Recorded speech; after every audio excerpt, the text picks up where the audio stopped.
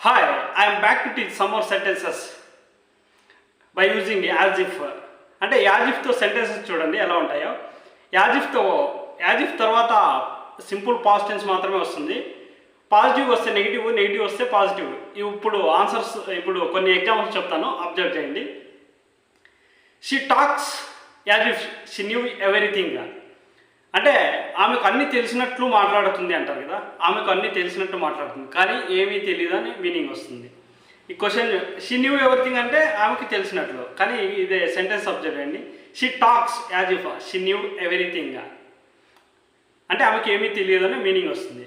She talks as if she were burn rich అంటే ఆమె పుట్టడమే ధనవంతరాలుగా పుట్టినట్టు మాట్లాడుతుంది. ఇది పాజిటివ్గా వస్తే నెగిటివ్ అర్థం వస్తుంది. అదేవిధంగా నెగిటివ్ చూడండి.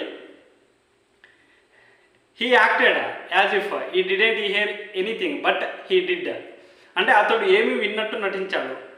హీ డిడెంట్ హియర్ అంటే ఏమీ వినలేదని కదా.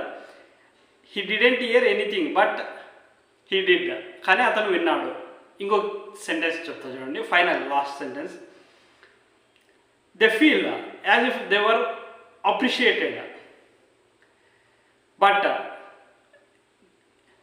They feel as if they weren't appreciated but they were అంటే వాళ్ళు అప్రిషియేట్ చేయలేదు అన్నట్లు ఫీల్ అయ్యారు కానీ వారిని అభినందించారు అని మీనింగ్ వస్తుంది. ఈ విధంగా ఫ్రెండ్స్, ఈ సెకండ్ సెంటెన్స్ ఏం చెప్తే చూడండి. She talks as if she were burn rich అంటే యాజ్ ఇఫ్ తర్వాత ఏ 7 సబ్జెక్ట్ ప్రొనౌన్స్లో ఏ వచ్చినా కూడా వర్రే వస్తుంది. ఇది గుర్తుపెట్టుకోండి. Thank you friends. క్లాస్ నచ్చినట్లయితే లైక్, షేర్, సబ్స్క్రైబ్.